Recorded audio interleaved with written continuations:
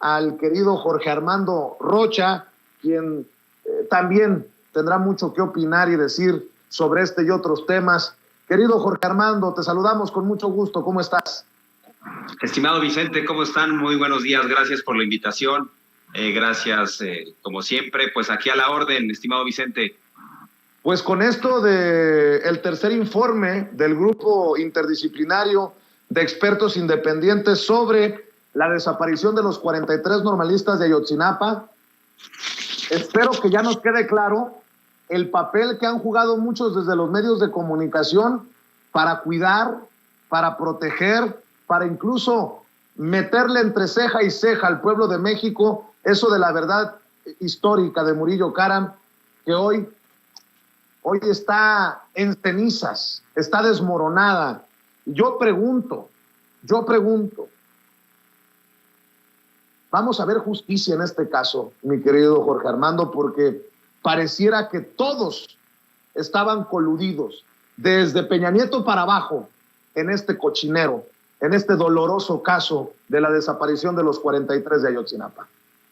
Así es, estimado Vicente. Hay que entender este asunto como algo de Estado, sin duda planificado para hacerle daño a estos jóvenes estudiantes. Incluso ahora sabemos que los militares estaban monitoreando lo que sucedía en esta normal rural y, en efecto, trataron de enterrar los hechos. Entonces, la verdad histórica ha sido, la punta de lanza del peñismo para tratar de evadir la responsabilidad y de que como sociedad volteemos hacia otro lado. Pero es muy frágil esa verdad histórica que construyó Murillo Karam. Estaba escuchando lo que decías, por ejemplo, respecto a algunos comunicadores que han sido cómplices, han sido quienes le han dado voz a esa versión. Por ejemplo, el caso de Carlos Marín, que se atrevió a decir que los padres de las víctimas de Ayotzinapa debían pedirle perdón, debían ofrecerle unas disculpas al exprocurador Jesús Murillo Karam, y que la verdad histórica que él elaboró, pues sin duda es algo que no se debe de controvertir, que debemos asumirla como tal. Pero es claro, si la verdad histórica hubiera sido algo real, no estarían personajes como Tomás Herón prófugos de la justicia. Tomás Herón, hay que recordar que precisamente por sus acciones se le acusa de tortura, entre otras cosas, para fabricar la verdad histórica. Bueno, si esto hubiera sido producto de una investigación profunda, seria, sin cortapisas, no tendría por qué estar prófugo de la justicia, Tomás Herón. Pero Tomás Herón obedecía las órdenes de Jesús Murillo Karam, y hay que reconocer que Jesús Murillo Karam, como titular de la PGR, era un empleado más de Enrique Peña Nieto.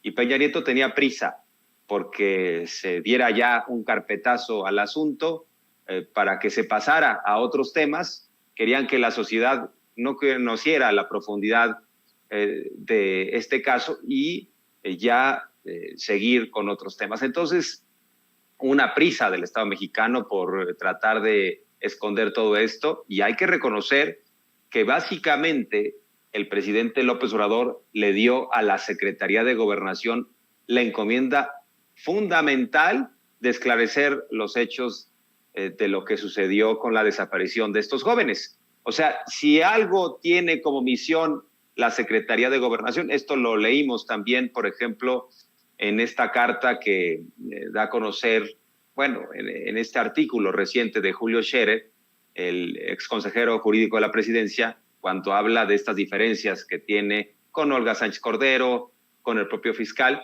dice básicamente López Obrador lo que planteó para la Secretaría de Gobernación como encomienda fue precisamente que se encontrara la verdad sobre este asunto. Entonces, sí hay una voluntad de Estado. Me preguntas, ¿crees que si se puede saber todo? Pues yo creo que cuando menos el jefe de Estado, es decir, el presidente López Obrador, tiene la voluntad. Lo que pasa es que muchas veces se empantanan los procesos por la burocracia, por otros juegos de intereses de actores involucrados, intermedios. El caso de Tomás Herón, el caso, por ejemplo, de esta petición. ¿Qué ha pasado con Israel? El presidente está haciendo su parte, le envió una carta al primer ministro israelí para que nos manden a Tomás Herón. Entiendo que la respuesta fue en un inicio favorable, pero ya no ha sucedido nada. Tomás Herón sigue allá y en ese sentido yo creo que el presidente como jefe de Estado está haciendo lo que le corresponde.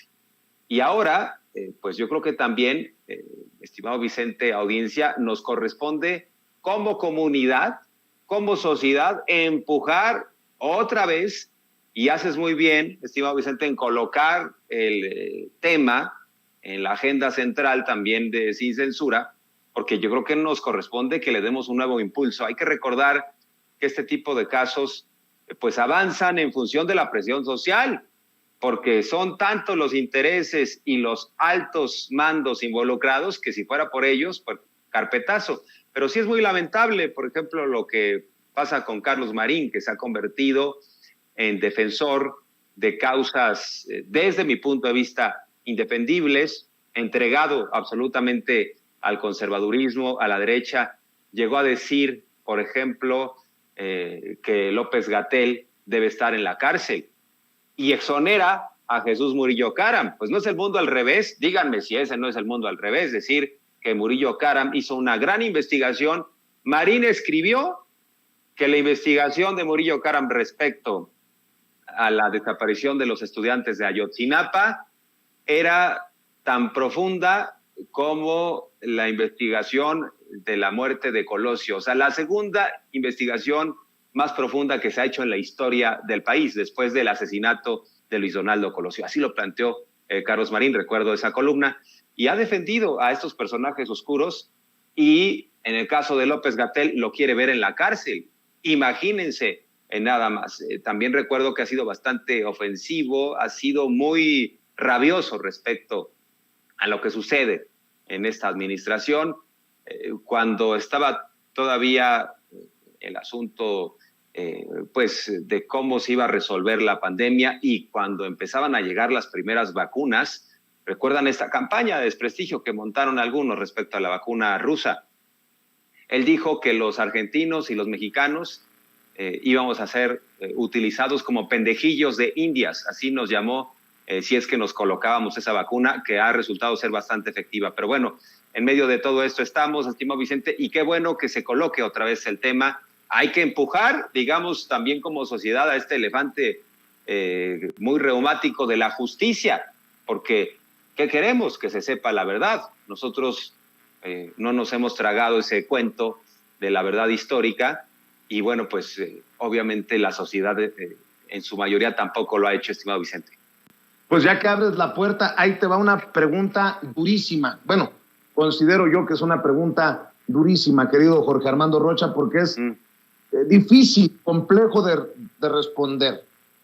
A Gertz Manero, al fiscal general de la República, Alejandro Gertz Manero, después de la bofetada, del trancazo que significa la resolución, la decisión de la Suprema Corte de Justicia de la Nación de darle la espalda en el caso de la muerte de su hermano y las responsabilidades por esta muerte a la familia de su hermano, esto que significa la decisión unánime de los ministros de la Suprema Corte de Justicia de la Nación. ¿Cómo dejan a Gertz Manero? ¿Le queda autoridad moral para que aspiremos a que va a proceder? Fíjate lo que te estoy diciendo. Contra Murillo Caram, contra Cienfuegos, contra Osorio Chong, contra los personajes señalados por la fabricación de la verdad histórica por el caso Ayotzinapa, o nos sentamos a lamentarnos de una vez, porque estaría en Alejandro Gertz Manero que se avance en esto que tú estás proponiendo con la presión social, pero si no tenemos a un fiscal general de la República con ganas o con autoridad moral, pues ya nos chupó la bruja. No, es una pregunta bastante compleja, estimado Vicente, tienes toda la razón. Hoy en día el fiscal Alejandro Gertz Manero está en su punto más débil. está contra las cuerdas. Sin embargo, hay alguien que le sigue dando oxígeno, que de manera, todavía dándole el beneficio de la duda, lo está tratando de reanimar. Y ese es el presidente de la República. Hoy dijo ya de pasada, yo ya no lo siento muy convincente al presidente respecto de sus propias palabras, pero sí dijo, yo confío en el fiscal y confío en el presidente de la Corte y que sean las instancias las que hablen. Si hay alguna denuncia en contra del fiscal, pues que se investigue. Sin embargo, estamos ya en un momento en donde para el fiscal no hay margen de error. Ya lo aguantó bastante el presidente López Obrador. Y por un lado, hay un tema legal, constitucional, y hay un procedimiento. Si uno pensaría en la remoción, vamos a abordarlo rápidamente ese tema. Esto algunos no lo tienen muy claro, pero el fiscal está ahí hasta el 2028, estimado Vicente. Estamos hablando de 4 años del siguiente sexenio. Va a durar el fiscal Alejandro Gertz Manero de acuerdo a cómo está el diseño, ¿no? Entonces, fue electo por 10 años. Eso no es cosa menor. ¿Quién lo puede remover? El Senado no lo puede remover. Primero tendría que salir la decisión del presidente de la República y después el presidente pone a consideración esa decisión de remoción y el Senado tiene que votar a favor o en contra. Pero el Senado en sí mismo no puede decidir el futuro del fiscal. O sea, entonces es un procedimiento en donde primero el presidente tendría que poner a consideración del Senado. El Senado no lo puede poner a consideración, digamos, un nuevo nombramiento si se quiere ir por la libre. Entonces esto es un mecanismo que tiene hoy en día de defensa al fiscal, que todavía hay cierta confianza de López Obrador sobre él.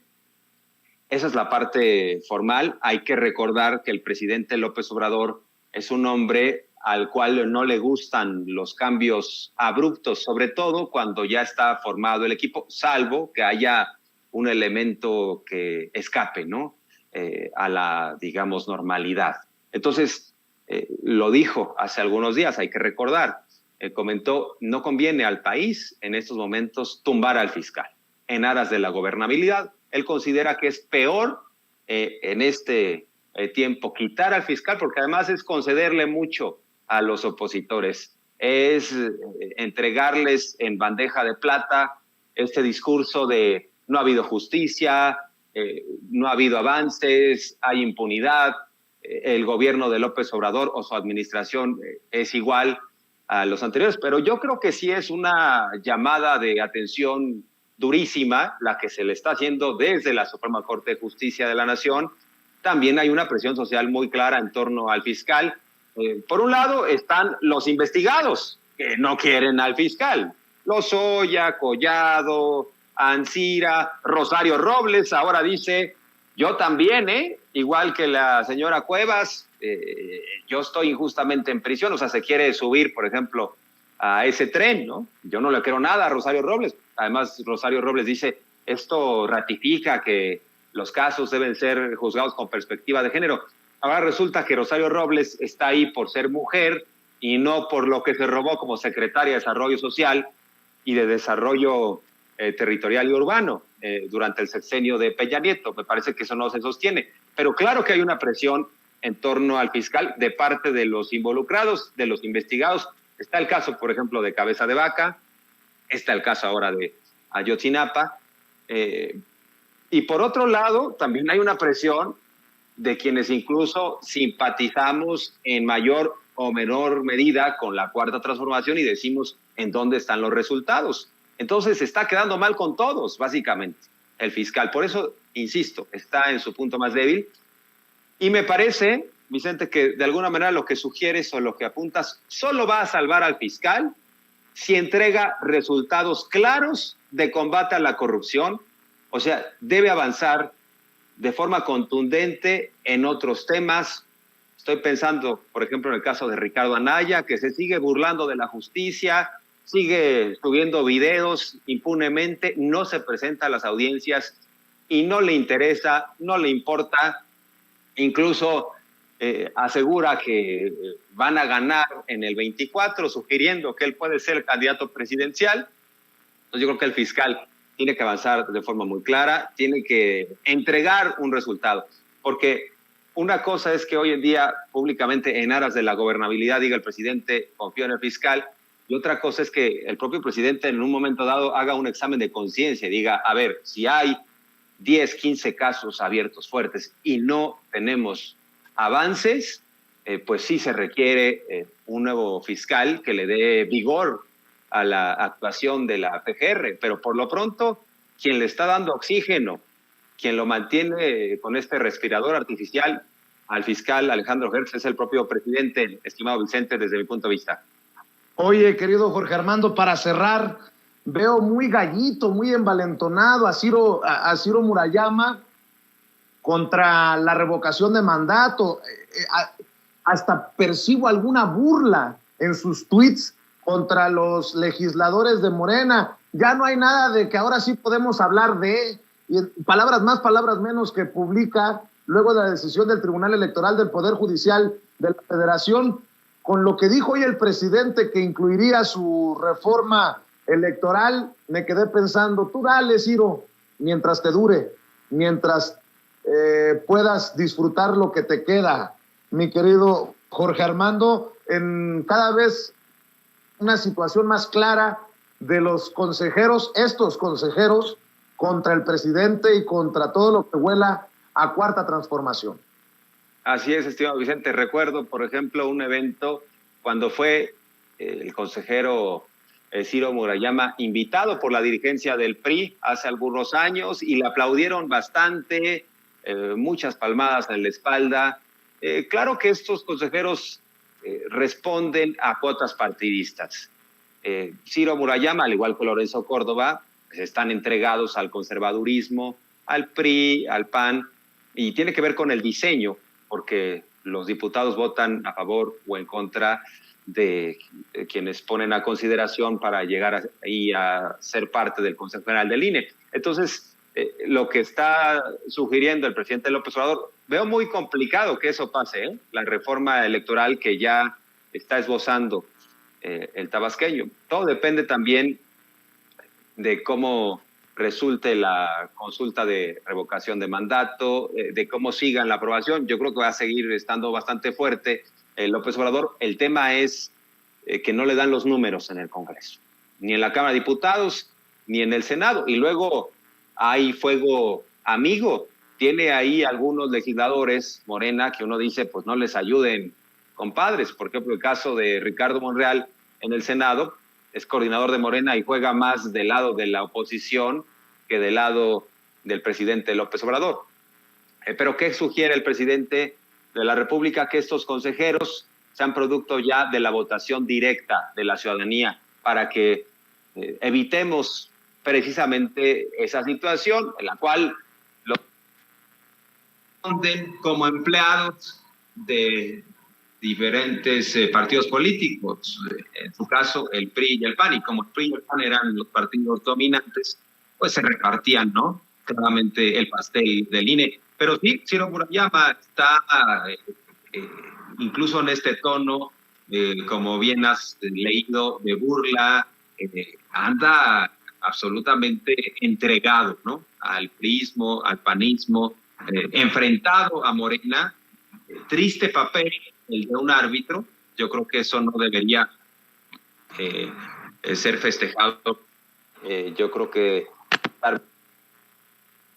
estimado, por ejemplo, Ciro Murayama, que hay algún problema, ¿no? Por ejemplo, recuerdo con la recolección de las firmas, en lugar de decir llegaron más de 11 millones y qué bien que la ciudadanía tenga esta vocación democrática, empezó a sacar ahí algunas firmas y las festejaba, decía, vean, aquí hay 10,000 o 15,000 firmas apócrifas o de personas que ya no viven en ese domicilio o algunas que fallecieron, o sea, concentrándose en lo negativo, que lo negativo fue lo menor, en términos porcentuales un porcentaje muy pequeño hubo de anomalías, pero andaba festejando las anomalías. Y ese es el tono que han utilizado y que han estado instalando en el INE, tanto Lorenzo Córdoba como Ciro Murayama, y le están haciendo mucho daño. Y como dices, al final del día se están dando balazos en el pie, no se han ayudado, va a venir una renovación total, y no sé si a la mera hora aspire a brincar a un partido político conservador, puede ser, no sabemos si ya tenga trabajo, pero bueno, pues triste papel el del árbitro, estimado Vicente. Así es, mi querido Jorge Armando Rocha. ¿Por qué no cerramos invitando a la gente a tu canal de YouTube? Veo que andas muy activo en Twitter, eres uno de los que mueve básicamente la cobertura mediática, y eso no es poca cosa. También viene con muchos ataques, ya también me doy cuenta, pero pues para eso nos alquilamos. A mí me dicen que ando en Huatulco, en el hotel más exclusivo, más lujoso, lo que es mentira, obviamente. Que ando construyendo una casa blanca en Huatulco, lo que es mentira, obviamente. Pero así andan de rabiosos, y me imagino que contigo igual o peor por todo lo que mueves en Twitter, querido Jorge Armando Rocha. Estimado Vicente, y no sé quién fue el chismoso o la chismosa que reveló que andabas de vacaciones. Imagínate, en mi caso, solo lo voy a compartir con la audiencia de Sin Censura. Yo anduve de vacaciones en Las Vegas, estimado Vicente, y la verdad es que no subí ninguna foto, no se dieron cuenta, la pasé muy bien, y yo creo que tenemos todo el derecho de decidir si podemos pagar para ir a determinado sitio, tenemos todo el derecho de irnos de vacaciones a donde queramos. Faltaba más que ahora los conservadores nos van a decir dónde sí y dónde no. Es que son clasistas, son racistas, no les gusta el éxito. Ellos consideran que el éxito solo se debe explicar a partir de los recursos públicos, a partir de estar pegados con los intereses como lo estuvieron muchos, los López Dóriga, Loret, los Ciro, todos estos, como estuvieron muy cercanos a quienes ostentaban el poder y además repartían a manos llenas, bueno, algunos explican el éxito a partir de eso. Yo creo que el éxito no tiene nada que ver con esas prácticas que le hicieron mucho daño a este país. Entonces, pues yo la verdad me la pasé muy bien en Las Vegas. Si estuviste en Huatulco, no lo sé. Ahí luego nos vas a decir quién fue el chismoso o la chismosa, pues, y la pasaste muy bien. Me parece excelente, estimado Vicente, trabajas mucho. Creo que para eso trabajas también. A veces sí hay que salir de vacaciones. En mi caso, yo llevaba, cuando menos, ¿qué te gusta? 6 meses sin tomarme unas vacaciones. Y es válido, estimado Vicente. Pero bueno, ¿qué le hacemos? Si quieren ponerse rabiosos por esas cosas, es su problema. Pues sí, creo, me sé el apodo, la marrana parada o algo así le dice Ricardo Salinas Pliego, el dueño de TV Azteca, este arquitecto. Mario Ponce, creo que es socio de Javier Lozano, creo que se va a casar con la que se iba a casar el PRI. En fin, no conozco mucho, pero entiendo si así se llevan entre ellos. Ahora entiendo por qué me quieren subir al ring, pero no, estoy de acuerdo contigo. Por cierto, lo que pasa en Las Vegas se queda en Las Vegas, mi querido Jorge Armando Rocha. Oye, así es. ¿Dónde te buscan? ¿En dónde te encuentran? En redes sociales, por favor. Mi cuenta de Twitter, @RochaPeriodista, y Jorge Armando Rocha o Jorge Armando Rocha Periodista. Encuentran mi canal en YouTube, es el que tiene más suscriptores, porque tuve un canal hace muchos años, pero es el que está activo, es el que ya tiene por ahí de 50,000, o sea que vamos a seguirle. Estimado Vicente, un placer, estamos en comunicación, muchas gracias. Claro que sí, un abrazo, Jorge Armando Rocha. Abrazo. Sin Censura, ¿se quedaría en el César Palace, en el Phoenician, en el MGM? ¿Se quedaría con mi amigo Ricardo Fernández en su mansión de Henderson, Nevada? No